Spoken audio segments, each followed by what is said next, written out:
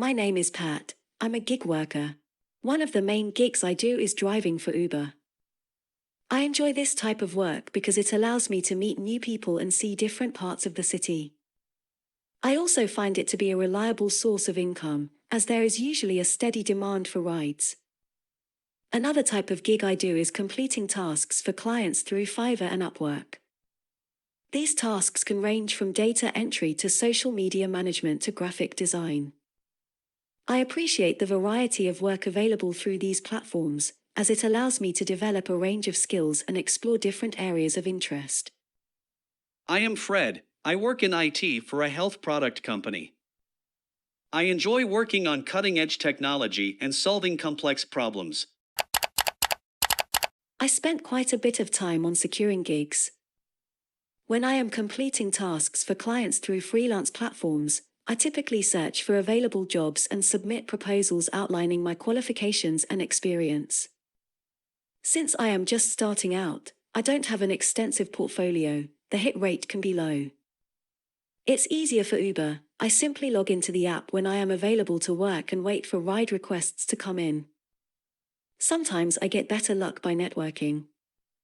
I might reach out to friends or acquaintances who own a small business and offer my services for social media management or other tasks. Or I might attend industry events or conferences to meet potential clients and make connections. My typical day involves commuting to an office or worksite, and while I have some flexibility in terms of arrival and departure times, I wish I had more. However, I do get to work from home once or twice a week, which is great. At work, I spend hours in troubleshooting computer or network issues, developing new software applications, testing and deploying updates to existing systems, or communicating with clients or other team members to gather requirements and provide support. Most days, I finish work pretty much on time, but sometimes when there is an emergency, I will need to work overtime and even on weekends. I may request for a compensation leave, but they don't always approve that depending on the situation. I choose to do gigs because it allows me to have control over my schedule. I can work around other commitments, such as school or family obligations, and I don't have to worry about requesting time off or dealing with a boss who may not be understanding of my schedule. Sometimes I would pack my stuff and be a digital nomad for a while. I can work from anywhere with just a laptop and internet connection. The freedom is unmatched compared to any other jobs. I appreciate the opportunity for career growth and development.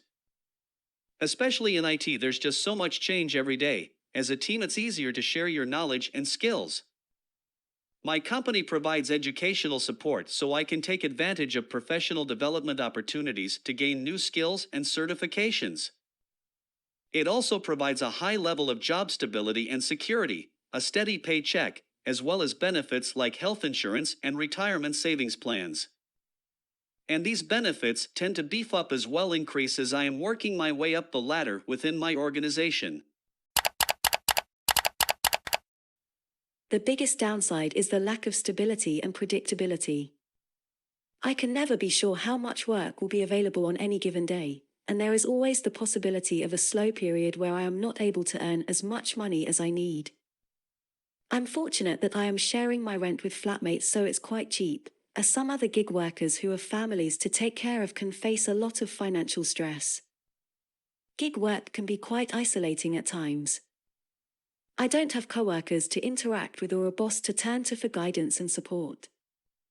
While I appreciate the freedom that gig work provides, there are definitely times when I miss the camaraderie and structure of a traditional workplace. I don't like working for long hours and being available for emergencies, but I guess it is the same everywhere. Working in IT can be stressful as there are strict deadlines and it's important to be very accurate. This makes me feel constrained sometimes. Working an office job is like being a character in the office, with all the awkward interactions and gossip that comes with it. Well, you just learn to put your head down and focus on your work. I want to increase my freelance workload so that my income will be more predictable, and I can be more mobile and travel. My goal is to accumulate more repeat business and clients to build my portfolio. While driving is convenient, it limits my location. I would like to explore the world while I'm young. I also need to plan for my health insurance soon. It can be expensive, and I cannot afford it at the moment. I hope I'll be promoted by then. My supervisor gave me that promise early this year when we did the appraisal, and I hope my pay rise will reflect what I deserve. By that time, I would have obtained my new certificate, so I should be worth more. And in case I don't get my promotion, I may just look somewhere else. I've always wanted to work for those innovative tech companies. It may be time for me to give it a go.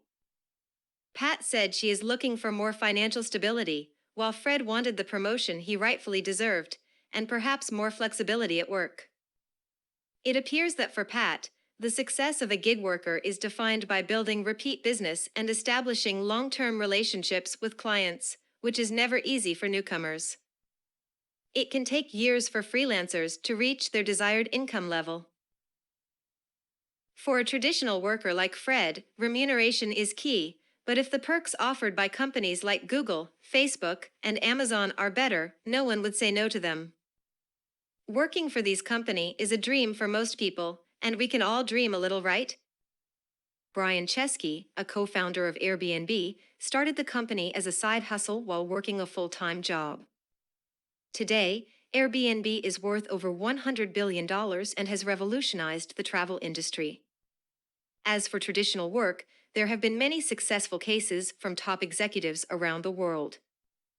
Jeff Bezos worked on Wall Street and served as a vice president of a hedge fund before founding Amazon. Steve Jobs worked at Atari before co-founding Apple. Oprah Winfrey worked as a news anchor and talk show host for a media company before starting her own business. So, whether it's gig work or traditional employment, success can be found in both.